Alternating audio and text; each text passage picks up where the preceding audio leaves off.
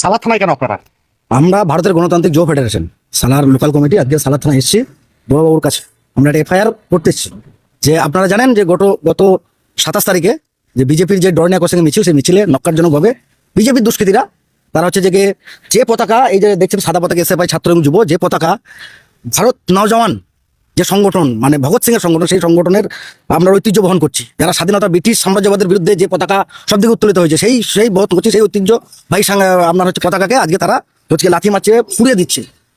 এবং আপনারা দেখেছেন যে সুকান্ত ভট্টাচার্য, কবি সুকান্ত ভট্টাচার্য, যাকে আপনার কিশোর কবি বলা হয়, সেই সুকান্ত ভট্টাচার্যের ছবি নিয়ে তারা হচ্ছে জুতো দিয়ে তারা ইয়ে করেছে। তারা শুধু তাই না, যে আপনার নেতাজি সুভাষচন্দ্রকে তারা হচ্ছে অবমাননা করছে।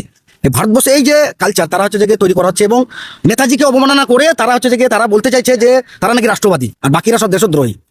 কিন্তু আপনারা দেখছেন সোশ্যাল মিডিয়ার মাধ্যমে যে নেতাজিকে অবমাননা করে তারা নাকি রাষ্ট্রবাদী আর বাকিরা সব দেশদ্রোহী।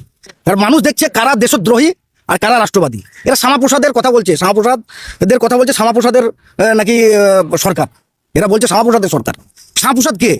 ফজলুল হকের, মুসলিম লীগের ফজলুল হকের মন্ত্রিসভা মানে মন্ত্রিসভার সেই শ্যামাপ্রসাদ নাকি রাষ্ট্রবাদী আর নেতাজি নাকি দেশদ্রোহী, এই বিজেপির কথাই। আমরা তার বিরুদ্ধে আজকে তাদেরকে সোশ্যাল মিডিয়ায় সেই সমস্ত ভিডিও চলাফেরা করছে দেখতে পাচ্ছেন, তাদেরকে চিহ্নিত করে কঠোর থেকে কঠোর